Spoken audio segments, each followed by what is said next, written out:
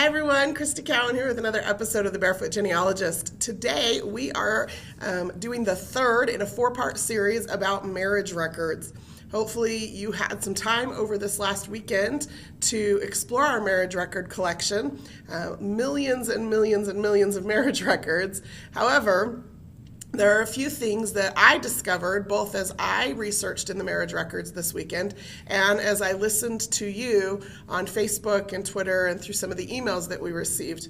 There seemed to be some questions, and so hopefully today we can address some of those questions. One of the things that we've discovered in family history research is that the low-hanging fruit that we can pick off is so exciting, and it draws us in and it gets us into this hobby and it helps us to start to grow our family tree. And then when things get a little bit more difficult, sometimes we either complain because it's gotten hard or we give up. And so hopefully the tips that I give you today will give you some encouragement to not give up. Yes, it is going to get a little bit more difficult the further back in time you go. Research in the 1600s or 1700s is a lot more difficult than research in the late 1800s.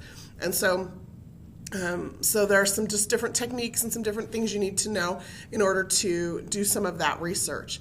So we're going to talk today about not just some little used marriage record collections, like specific collections on Ancestry.com, but hopefully, regardless of whether I touch on your state or location of interest or not, you'll pick up on a few of the tips and tricks for searching these collections that will help you find exactly what you need. So with that, let's dive in.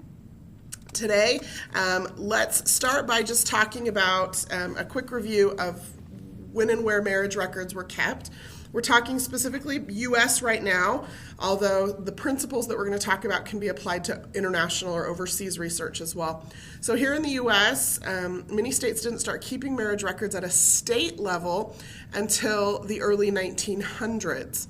And in some cases, there are some states where the states still don't aggregate marriage records. Marriages are recorded and kept at a county level. And so that makes it a little bit difficult. It's one thing for Ancestry.com to go to 50 states and to ask for a state-level marriage collection.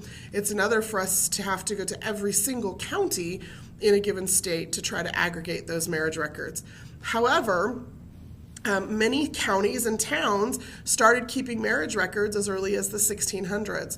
And so there are some really excellent records out there, and some of those have been put online at Ancestry.com. Certainly not all of them, but a lot of them have, and so you might be surprised at what you can find. Some of these records are compiled by county, and some of them have been compiled into larger collections. Of course, the two most popular collections that fall into that category are going to be the Massachusetts town records and the Pennsylvania town and vital records, or I think it's church and vital records. So Massachusetts and Pennsylvania are two prime examples of very large collections that have been created by in the case of Massachusetts, it was just it was a couple who decided to go town by town for years collecting and copying the records from at a town level in Massachusetts. In Pennsylvania, it was the State Historical Society that did the same thing. So sometimes there are organizations or even state affiliated organizations that have compiled some of these records from local locations into a large collection that covers most of the state. And those are the kinds of things that you're seeing pop up in your search very readily because they're really large collections put together in one place. Now, when they're still at a location level is when it gets a little bit trickier. So here are some things you need to understand about how search works, and then we'll jump over to the website and take a look at a few of these things. First of all, and I say this often, but I still get asked this question, so let me make sure I'm really clear about this. When you get your little shaky leaf hint, not all 31,000 plus databases on Ancestry.com are being hinted to you. It's only a small percentage of our largest or most popular databases. The purpose of the little shaky leaf hint that leads you to a record is to get you started. It is certainly not an exhaustive list of all records on Ancestry.com that pertain to your ancestor. So you do still have to search. Now, when you search, you may miss some important databases because of how you choose to view your search results. And so I'm going to show you here a couple of ways that you can search differently. Actually, let's just do that right now. If I'm on Ancestry.com, and let me just come over here to this main search form.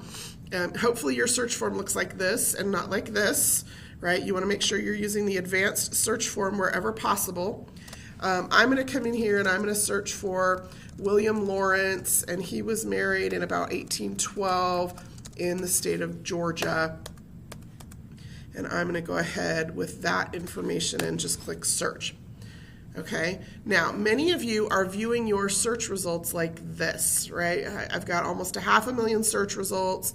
They're kind of all mixed up. I have Tennessee marriages here, and some of you get frustrated at that. I said Georgia. Why are you showing me Tennessee? Well, if you hover over this record, my guess is what you'll discover is that one or both of the couple were from the state of Georgia. And not only that, it is one of the only records, both of these are one of the only records that fall within the appropriate time frame that I asked for. As I move further down my search results, you'll see I finally get into databases that contain Georgia records, but they're much later. And so Ancestry.com, what our search engine does is it takes each single piece of information that you've entered here and it gives it kind of a score, and it says, well, here is the stuff closest to what they asked for, and we're going to put that at the top of the list. You'll see there's these little stars that rank or sort your search results by relevance. And as you scroll down the list, what you're probably going to discover is very quickly after you get out of Georgia marriages for William Lawrence's, we're going to start returning you other names even. And we do that because, for several reasons. One is, as you all know, names are not always spelled accurately on records. Two, you don't always have complete information. My William Lawrence may have actually had a middle name of Jackson and may have gone by Jack for most of his life. And so if all of a sudden there's a Jack Lawrence on my list, I shouldn't discount that because I may not know what his middle name is. Anyway, lots of reasons why we return your search results this way. Let me tell you kind of a dirty little secret of mine. I never go through more than about a page of these search results. Now, I do use the filters over here. So, for example, if I'm looking specifically for a marriage record, I did put in a marriage date, but it returns all records, right? And so I can use the filters over here, and I can filter down to birth, marriage, and death, and then I can filter down specifically to marriage records. And now instead of 500,000 search results, I only have 31,000, right? But I'm still not going to go through pages and pages and pages of those search results. So one of the things that I would recommend is that after you get through that first page or so, if you don't find what you're looking for, change this view here, over here on the top right, to summarize by category. I find I often toggle back and forth between those two.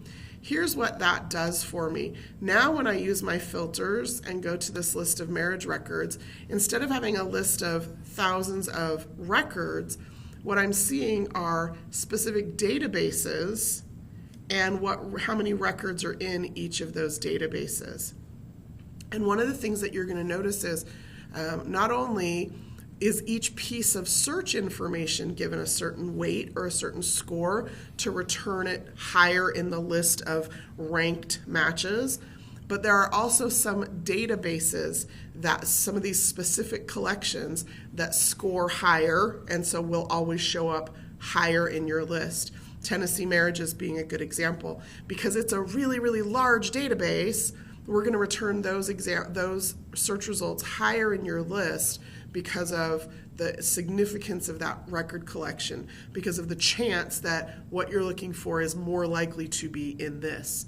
What that means, though, is that as I scroll down this list, there are some of these databases where there's only a few search results in that specific database that oftentimes get overlooked or that you never get to. And so by viewing it by category, what it allows me to do is to scroll through this list now and to see, oh look, here's Georgia marriages. Here are some Georgia marriages. There's some specific databases that I might be interested in looking at.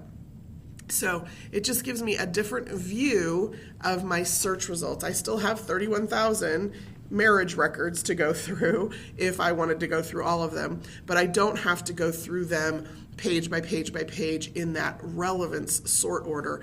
I can come in here and I can go through them based on the type of database. I can click directly through to that and then look at the search results here this way.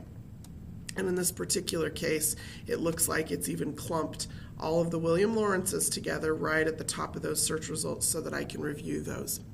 So that is just one thing to keep in mind. When you search, just remember to view your search results in different ways, because all of the information is always there when you search, but you just may not be seeing it or may not get to it when you only view your search results by relevance, or when you only view your search results by category.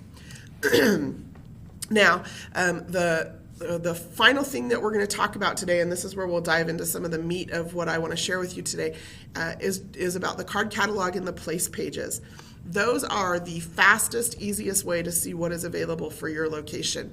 So I saw a lot of things on Facebook and Twitter over the weekend about people who are looking for things, and I know this marriage record should be in there and I'm not finding it. I do a search and it doesn't come up. I do a search and it doesn't come up. Well, as I paid attention to some of those people who gave more information, I realized that they were looking for things that didn't even exist online for various reasons. Some because of state privacy laws, some, that was particularly in the case of people who are looking for their own marriage or the marriage of their parents. Some because the state or location has not shared those records with us yet. Some because those records just are not available at all. They just might not exist. And so the card catalog and the place pages is just the fastest, easiest way to see what's available. So let's start with place pages. I don't talk about those a lot because I tend to use the card catalog the most, but if you just click on search and then scroll down past the search box, you're going to see a map down here. And you can click on any one of these places or click to different countries to explore what records are available on Ancestry.com for that specific location. So for example, let's go to Georgia. I for some reason saw a lot of questions about Georgia this weekend. So I can come here and this will show me a list of all Georgia specific databases. Now I can click on the section here that says view all Georgia birth, marriage, and death records. And once the internet catches up with me, then I can see here a list of the Georgia records. Now I've viewed some of them, so the links are in gray, and hopefully that isn't too difficult for you to see. But so I have several options for Georgia marriages here. I'm just going to right click on a few of these and open them up in some new tabs so that we can take a look at a few of them together. But before we do that, I just want to point out over here on the right-hand side, it tells you how many records are in each one of those databases. So for example, this first database has 216,770 records in that one database. There's a database here, and we're going to talk about it, Georgia Bible Records, that says it only has 557 records, but I have a feeling that that might not be entirely accurate. I think this database may have a lot more, many more records than that. However, the way that it was indexed causes this to have a low record count. And a low record count means it shows up towards the bottom of the list. It also means that when you do a search, it's going to be ranked much lower than something that might have, a 250,000 records. So this is just a way to explore what's available. Now let's look at a couple of examples here. We're going to look at this particular collection of records. This is Georgia marriages. It starts in 1699, right? That's a long time ago. It goes through 1944, and of course you have your search box. Now, if you've spent any time with me, you know you should always scroll past that search box and read the source information and the database description. And here is just one of the reasons why. This particular collection of records came from a private collector.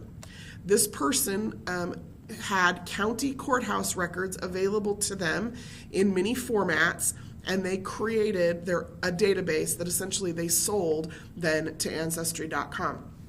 And so this database is not from the state. It didn't come through official government channels. However, it is still super valuable because this private person or private collector went around and copied information out of these county level courthouse records. Okay. Now, if you keep scrolling, what you're going to discover, and I love this, is that it includes information about exactly which counties and which years are covered in this database. So even though the entire database, let's see, I think it started in 1699, right? Even though the database has records that go back that far, the different counties might not have started recording information or might not have made information available to this person creating this index until the years that are listed here. So if I'm interested in Bartow County, those records don't start until 1800. If I'm interested in Columbia County, those records don't start until 1787. And I can just scroll through this list and look for the specific location where my ancestors were from in order to do that particular, to know if the records are going to exist for that particular location.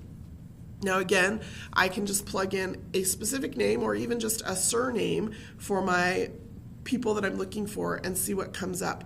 In this case, with just a surname, I only get 315 search results, which comparatively is not that many. I can go through that many search results. Now, if I'm looking for Lawrences who are married in a very specific year range, I can say, show me all Lawrences married exactly in 1815, plus or minus 5 years, and do another search, and now I'm down to 36 search results. I can scroll through this list very quickly to see the names of the counties, to look at the first names of the Lawrences or their spouses, to determine if these are records that meet the needs that I'm looking for or that are for the people that I'm looking for. So just the way you search makes a difference in how you surface some of these search results. Okay. Now, there are some additional Georgia marriages. The question usually comes up, why didn't Ancestry.com just take all of the Georgia marriages and stick them in one database? Well, it's because we get these records from different locations. We get them from different sources. In this case, this comes from another private collector who has provided this information as transcripts that he made from individual counties in Georgia. Okay, this particular database here, this Georgia marriages starting in 1851, if I scroll down here, it's again from this same collector, but it's a different set of records. So again, the counties are listed with the years that are included. Now let's talk really briefly about this Georgia Bible records, and then I want to look at just 2 more states to give you some other ideas of some other record types that are available. This collection of Georgia Bible records, if you scroll down here, it is a book that was published called Georgia Bible Records that Ancestry.com received permission to publish on our website. And if you read this database description, you're going to see here that this collection has lists of births, marriages, and deaths, so it's all vital records, not just marriages, from over 1,000 or about 1,000 family Bibles. So this person or people working with her found 1,000 family Bibles, many that contain information about Georgia's first families and settlers and prominent people. And they have, it says, in all about 20,000 people named in these records. And so these are the kind of records where before states and governments and churches started recording births, marriages, and deaths, very often the only record you're going to have of those kind of records, of those kind of events, are going to be family records, particularly family Bibles. And so in this case, somebody has taken 1,000 family Bibles, transcribed all of the birth, marriage, and death records in those family Bibles, and put them in this book. And now Ancestry.com has received permission to publish this book online. So what you're going to look at here, you can see this is typed information. So it's somebody's transcription of a record. It is not the actual original record itself. But this may be the only remaining record of that event. right? The original Bible may be long lost or have been destroyed or disintegrated for all we know, right? And that may have been the only record at some point of the particular marriage or event that you're looking for. So don't discount some of these teeny record collections, because they may have, first of all, more records than you think they do. In this case, because we OCR'd this record, meaning we had a computer read this book to create the index, the record count's a little bit off. But the database description clearly explains that 1,000 Bibles, about 20,000 people or events are recorded here in this book. So, and then you can come in and click on any one of these pages to read the full page of that book, and get not just the information, but get the information in context. So, that is the place pages. Again, you find those by clicking on search, scroll down past the search box to the map, click on that map on any location that you are interested in exploring or learning more about, and then you can drill down to the record type. In this case, we went to view all Georgia birth, marriage, and death records to see a list of records specific to that location. Okay, and that's why the place pages are a little bit different than the card catalog, because it will only show me records unique to Georgia. It will not show me records that also contain information about Georgia. So that's where the card catalog comes in. The card catalog, if you're not familiar with it, hover over search, scroll down to card catalog and click on that. I'm going to use my filters over here on the left hand side. I'm going to click on birth, marriage, and death. Then I'm going to click on marriage.